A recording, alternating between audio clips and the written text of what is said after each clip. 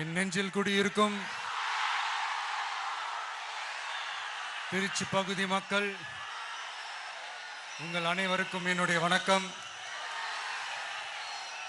எல்லாரும் எப்படி இருக்கிறீங்க?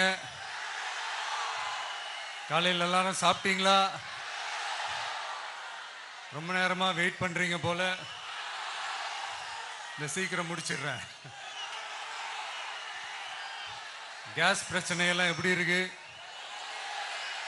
சரியாயிடுச்சா? சால்வ் ஆயிடுச்சா?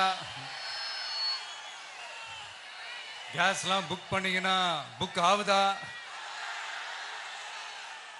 இந்த கேஸ் பிரச்சனையினால எவ்வளவு பிரச்சனைகள், எவ்வளவு டீ கடைகள் மூடிட்டாங்க, எவ்வளவு ஹோட்டல்ஸ் மூடிட்டாங்க, இதனால எவ்வளவு கஷ்டங்கள், எவ்வளவு நஷ்டங்கள். அவங்களாச்சும் கொஞ்சம் உஷாரா இருந்திருந்தாங்கன்னா இந்த கேஸ் தட்டுப்பாடை கொஞ்சம் கண்ட்ரோல் பண்ணியிருக்கலாம். இவங்களாச்சும் கொஞ்சம் முன்னெச்சரிக்கையா இருந்திருந்தா அட்லீஸ்ட் நம்ம ஊர்லயாச்சும் இந்த கேஸ் தட்டுப்பாடை கொஞ்சம் கண்ட்ரோல் பண்ணியிருக்கலாம். இவங்க 2 பேரும் தான் இதுக்கு காரணம். ஆனா நம்ம ஸ்டாலின் சாரை கேட்டீங்கன்னா நமக்கு அதுக்கும் சம்பந்தமே இல்லையே அப்படின்பாரு. ஆனா அவரு வீட்டில் ஏதாவது ஒரு ரைடுனா, அவரு வீட்டில் ஏதாவது ஒரு பிரச்சனைனா டெல்லிக்கு பறந்து போயிட்டு வருவாரு. இந்த கேஸ் சிலிண்டர் பிரச்சனைக்கு கொஞ்சம் டெல்லிக்கு பறந்து போயிட்டு வரலாம்ல, கொஞ்சம் பிரயோஜனமா வச்சு இருக்கும்ல. கேஸ் சிலிண்டருக்கு மானியமா 100 ரூபாய் தருவேன்னு சொன்னீங்களே, என்ன ஆச்சு? கரும்புக்கு ஆதார விலையா 4000 ரூபாய் தருவேன்னு சொன்னீங்களே, என்ன ஆச்சு? இந்த ரேஷன்ல சர்க்கரை 1 கிலோ எக்ஸ்ட்ரா தருவேன்னு சொன்னீங்களே, என்னாச்சு? ரேஷன்ல உளுந்தம்பருப்பு கொடுப்பேன்னு சொன்னீங்களே, என்னாச்சு? நானும் இது எத்தனை வாட்டி ரிப்பீட் பண்றதுன்னு எனக்கு தெரியல. நீட்டை ரத்து செய்வோம்னு சொன்னீங்களே, என்னாச்சு? ஸோ எதெல்லாம் அவரால் செய்ய முடியாதோ அதையெல்லாம் பொய் வாக்குறுதிகளாக கொடுத்து ஏமாத்துறது தான் இவருடைய வேலையே. இப்போ அடுத்த செட் ஆஃப் இந்த பொய் வாக்குறுதிகளை ரெடி பண்ணிட்டாரு. அதனால அவரை மாதிரி நாங்கள் பொய் வாக்குறுதிகள்லாம் கொடுக்க மாட்டோம். மக்களுடைய தேவைகள் என்னன்னு சரியா புரிஞ்சுக்கிட்டு அதுக்கேற்ற மாதிரி தான் நாம செயல்படுவோம். 6 சிலிண்டர்கள் தாய்மார்களுக்கு கட்டணம் இல்லாம அன்னபூர்ணி சூப்பர் 6 திட்டம் சொன்ன மாதிரியே நிறைவேற்றுவோம். கல்யாணம் ஆகி போற நம்ம தங்கைகளுக்கு 1 பவுன் தங்கமும் பட்டு சேலையும் சொன்ன மாதிரியே கொடுப்போம். 60 வயசு வரைக்கும் இருக்கிற குடும்ப தலைவிகளுக்கு மாதந்தோறும் 2500 சொன்ன மாதிரியே கொடுப்போம். என்னுடைய அம்மா, அக்கா, தங்கைகள் எல்லாருமே தமிழ்நாட்டில் எந்த மூலையிலிருந்து எங்க வேணாலும், தமிழ்நாட்டுக்குள்ள எந்த பஸ்ல வேணாலும் ஃப்ரீயா சொன்ன மாதிரியே ஃப்ரீயா போகலாம்.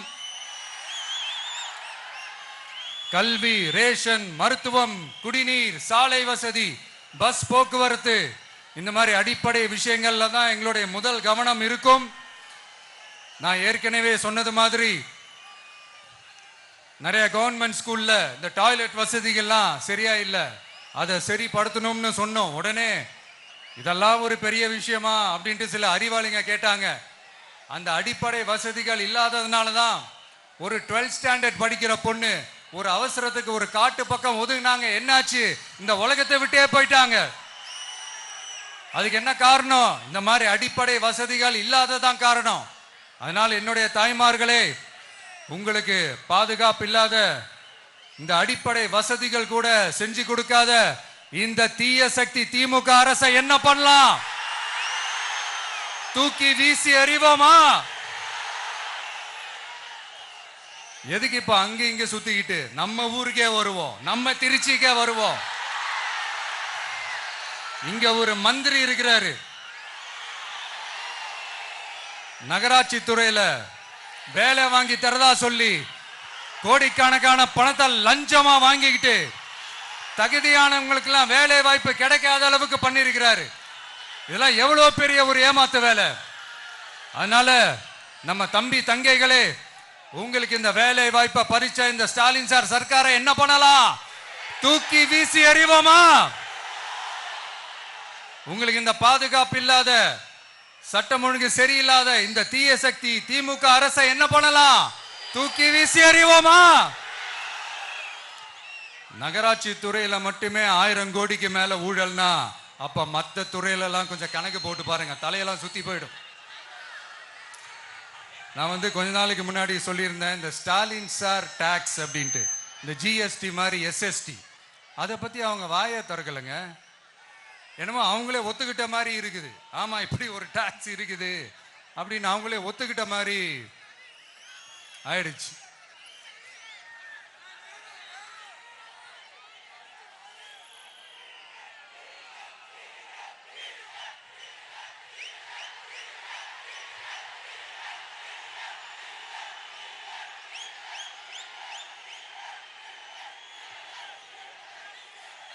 இந்த கல்லூரி பேராசிரியர்கள், கல்லூரி உதவி பேராசிரியர்களுக்கு அந்த போஸ்டிங்க்கு 2000 பேருக்கு மேல அந்த வேலை கொடுப்போம்னு சொன்னாங்க. கடைசியில் எத்தனை பேருக்கு கொடுத்தாங்க தெரியுமா?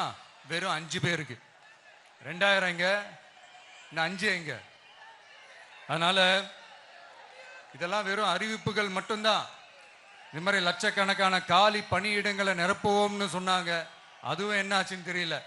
இதெல்லாம் வெறும் அறிவிப்புகள் மட்டும்தான். இதனால ஒரு யூஸுமே கிடையாது. யூஸ்லெஸ் கவர்மெண்ட் இது.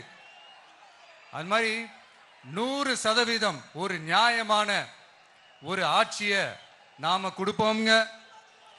100% நீங்க இந்த விஜய நம்பலாமுங்க. நீங்க நம்புறீங்கன்னு எனக்கு தெரியும். அதனாலதான் என்னுடைய சொந்த பந்தங்களாகிய உங்ககிட்ட எனக்கு அந்த உரிமை இருக்கு. எனக்கு ஒரு வாய்ப்பு கொடுங்க, எனக்கு ஒரு சான்ஸ் கொடுங்கன்னு உங்ககிட்ட கேட்காம வேற யாருக்கிட்ட நான் கேட்பேன்? அதனால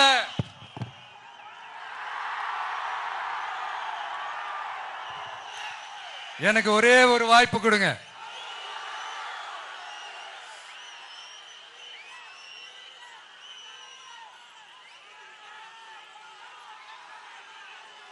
இருந்தாலும் ரொம்ப முக்கியமா ஒன்ன நீங்க ஆழமா மனசுல வச்சுக்கணும். இந்த எலெக்ஷன்ல திமுக ஏலத்தில் எடுத்திருக்கிற கல்லாப்பெட்டி கூட்டணியோட சேர்ந்து, அப்புறம் நாம ஏற்கனவே சொன்னோமே அந்த மற்றும் பலர் கூட்டணின்னு ஒண்ணு இருக்குல்ல, அவங்களோடும் கள்ள கூட்டணி போட்டுக்கிட்டு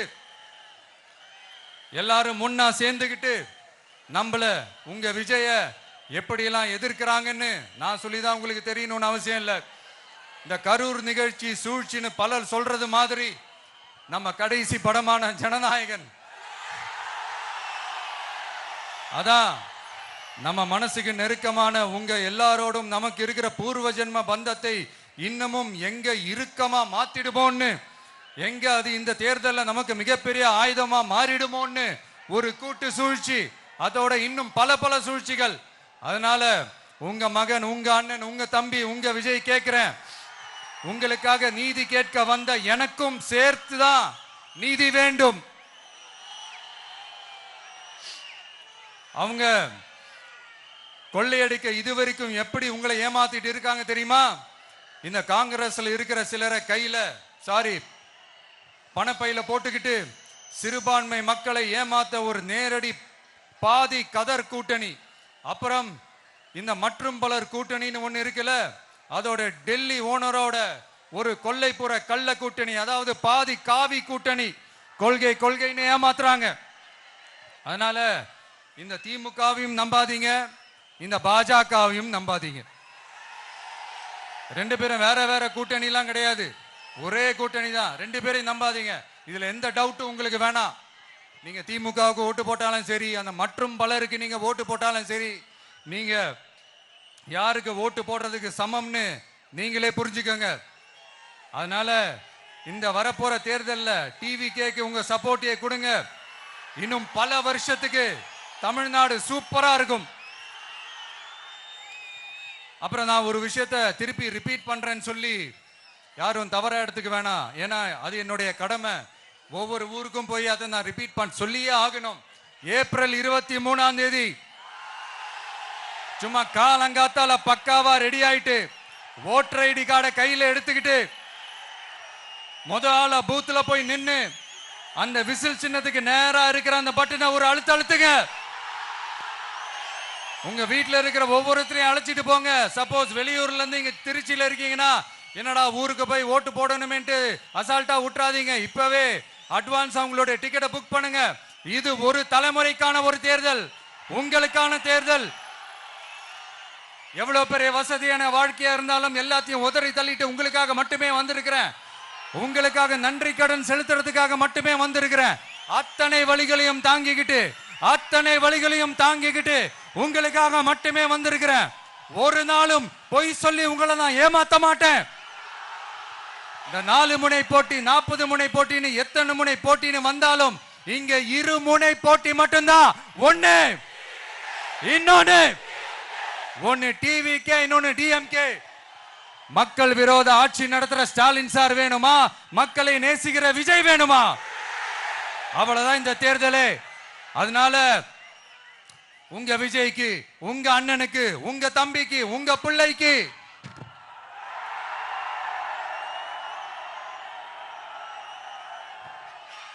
ஒரே ஒரு வாய்ப்பு கொடுங்க.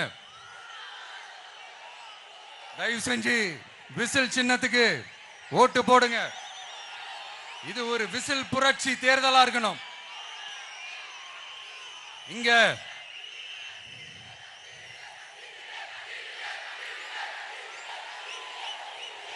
தேங்க்யூ. இங்க திருச்சி இந்த எல்லா தொகுதியிலும் நம்மளுடைய நண்பர்களை, நம்மளுடைய தோழர்களை வேட்பாளர்களா அன்னைக்கு அறிவிச்சேன், நான் நிப்பாட்டி இருக்கேன். அவங்க வேற, நான் வேறன்னு தயவு செஞ்சு பிரிச்சு பாத்துறாதீங்க. அவங்க எல்லாரையும் வெற்றி பெற செய்யணும்னு உங்க எல்லாரையும் தாழ்மையுடன் நான் கேட்டுக்கிறேன். நான் தன்னந்தனியாளு, நீ ஏளனமா பாரு. கொஞ்சம் நவுந்தனா இங்க 8 கோடி பேரு. மிரல போது ஸ்டேட்டு எங்க விசில் சத்தம் கேட்டு.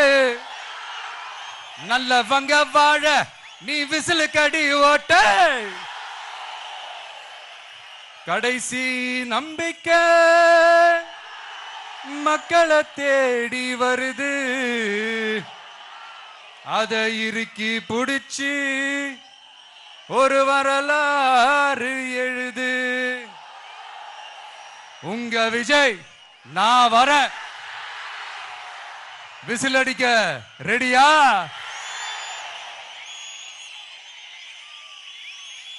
கான்பிடண்டா இருங்க. நல்லதே நடக்கும். வெற்றி நிச்சயம். மீண்டும் சந்திக்கும் வரை நன்றி, வணக்கம்.